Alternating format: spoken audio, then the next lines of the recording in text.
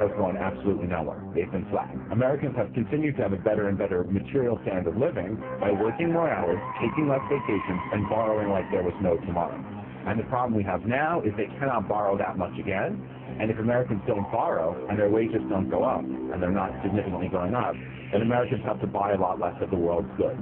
This becomes a problem because 70% of the U.S. GDP is private consumption, and America is 22% of the world.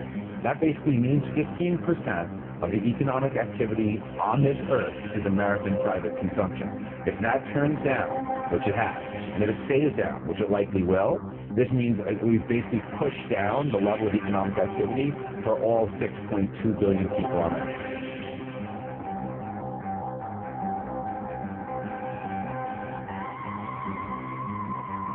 Those who cannot remember the past are condemned to repeat it.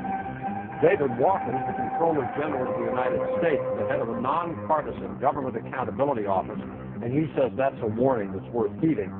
In a recent speech reported in the Financial Times, Walker says the United States could face the same fate as the Roman Empire if we don't change our ways, and soon. Walker says the U.S. is on a, quote, burning platform. Our overstretched military, growing debt, underfunded health care, and lack of immigration policy could all contribute to our downfall unless we summon the national will to act. We've known about and ignored most of this stuff for years.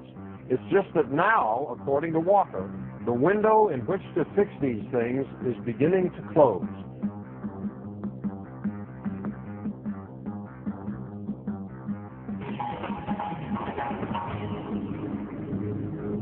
The future will be a total disaster with the collapse of our capitalistic system as we know it today, wars, massive government debt default, and the impoverishment of large segments of Western society.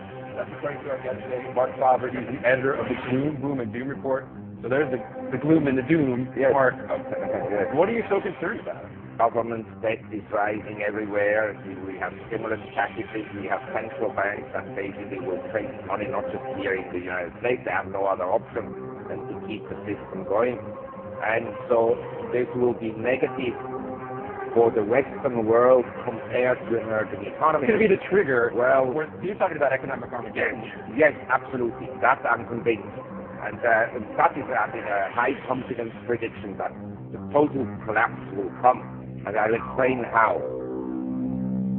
The fiscal deficit of around $2 trillion will add, of course, to government debt.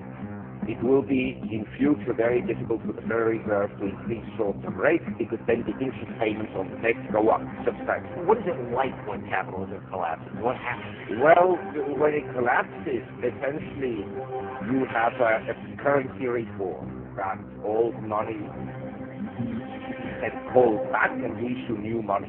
Dollars. So we get new dollars. Yeah, probably have some. When?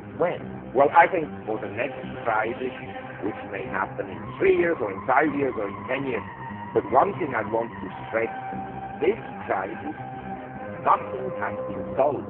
That should be clear. The private sector, which is trying to deleverage, is upset by the government that is leveraging up. In other words, you don't reduce debt, you just essentially pile up on more debt, even more debt. And the problems haven't resolved, but they've been postponed.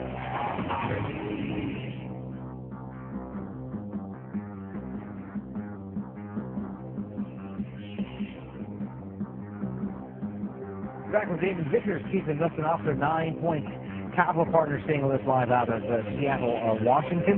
Dan, you guys are a hedge fund, and what you guys basically do is you try and catch breaks either the up or downside. Apparently with oil, also with gold, you've done the timing pretty right. Currencies look weaker, all for the reasons that we talked about before. I mean, you've got huge wage disparities. I don't know how that inevitably resolves itself.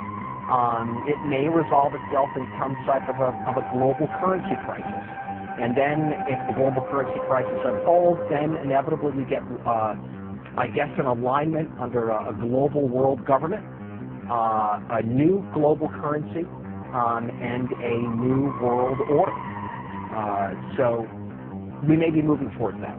Talk to us a little bit more about this currency crisis you see erupting. What does that assume about what's going to happen to the dollar? Well, it assumes that the dollar will utterly get destroyed. and become virtually worthless. You know, we have